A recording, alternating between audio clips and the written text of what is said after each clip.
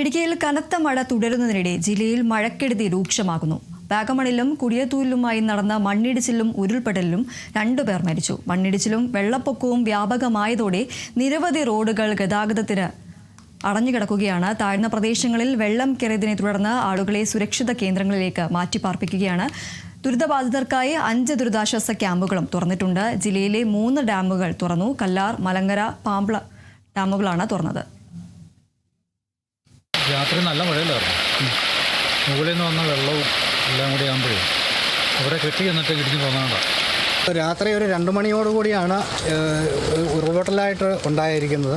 വീട് ഈ രവിച്ചേട്ടൻ്റെ മഷികയിലെ രവിച്ചേട്ടൻ്റെ വീടിൻ്റെ മുകൾ ഭാഗത്തു നിന്ന് ഉരുൾപൊട്ടലുണ്ടായത്. 3 പേരായിരുന്നു ഉണ്ടായിരുന്നത്. അച്ഛനും മകനും അമ്മയായിരുന്നു ഉണ്ടായിരുന്നത്. അമ്മ മരിച്ചുപോയി. ഇപ്പോൾ ഒരു 7 മണിയോടുകൂടി ബോഡി കിട്ടി. കനത്ത മഴയെ തുടർന്ന് മുട്ടം, തൊടുപുഴ, കരിങ്കുന്നം, ഇലപ്പള്ളി, വാഗമൺ, വണ്ടിപ്പെരിയാർ, അടിമാലി തുടങ്ങി ജില്ലയുടെ വിവിധ ഭാഗങ്ങളിൽ വെള്ളക്കെട്ടും മണ്ണിടിച്ചിലും വ്യാപകമായി. കൊച്ചി ധനുഷ്കോടി ദേശീയപാതയിൽ മൂന്നാറിനും പള്ളിവാസലിനും ഇടയിൽ ഉൾപ്പെടെ നിരവധി സ്ഥലങ്ങളിൽ മണ്ണിടിഞ്ഞു. മച്ചിപ്ലാവ്, ദേവിയാർ, ചാറ്റുപാറ മേഖലകളിൽ വെള്ളം കയറിയപ്പോൾ പെരിയാർ കരകവിഞ്ഞൊഴുകിയതോടെ തടിയമ്പാട് മേഖലയിലെ 20ഓളം കുടുംബങ്ങൾ ദുരിതത്തിലായി. വീടുകളിലും പരിസരങ്ങളിലും വെള്ളം കയറിയതോടെ വാഹനങ്ങൾ വടം കെട്ടി സുരക്ഷിത സ്ഥലങ്ങളിലേക്ക് മാറ്റി. കഴിഞ്ഞ രാത്രിയിലുണ്ടായ ഭീകരമായ മഴയിൽ പഞ്ചായത്തിൻ്റെ 15 വാർഡുകളിലും വ്യാപകമായ രീതിയിൽ മണ്ണിടിച്ചിലും അതുപോലെ തന്നെ ചെറിയ ചെറിയ ഉരുൾപൊട്ടലുകളും വീടിന് ഭീഷണിയും പല വീടുകളും ഭിത്തിയൊക്കെ ഇടിഞ്ഞ് വാസയോഗ്യമല്ലാതെയും ഒക്കെ ആയിത്തീർന്നിട്ടുണ്ട്. എമർജൻസി മാനേജ്മെൻറ്റ് ടീം വളരെ ഉണർന്ന് പ്രവർത്തിക്കുന്നുണ്ട്.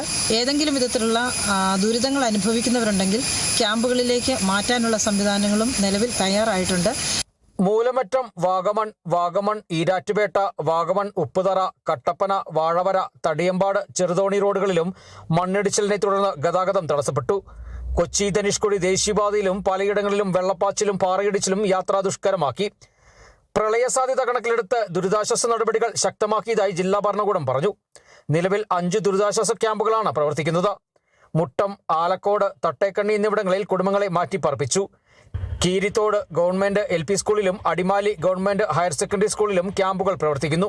റെഡ് അലർട്ട് തുടരുന്ന സാഹചര്യത്തിൽ അനാവശ്യ യാത്രകൾ ഒഴിവാക്കണമെന്നും മലയോര മേഖലയിലും നദീതീരങ്ങളിലും താമസിക്കുന്നവർ അതീവ ജാഗ്രത പാലിക്കണമെന്നാണ് ജില്ലാ ഭരണകൂടത്തിന്റെ നിർദ്ദേശം.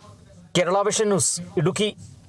നിങ്ങളുടെ പഴയ സ്വർണത്തിന് ഏറ്റവും കൂടിയ വില അല്ലേ? അതെ. 22 വർഷത്തെ പാരമ്പര്യമുള്ള 50-ലേറെ ബ്രാഞ്ചുകളുള്ള നിങ്ങളുടെ സ്വന്തം അച്ചായൻസ് ഗോൾഡ്.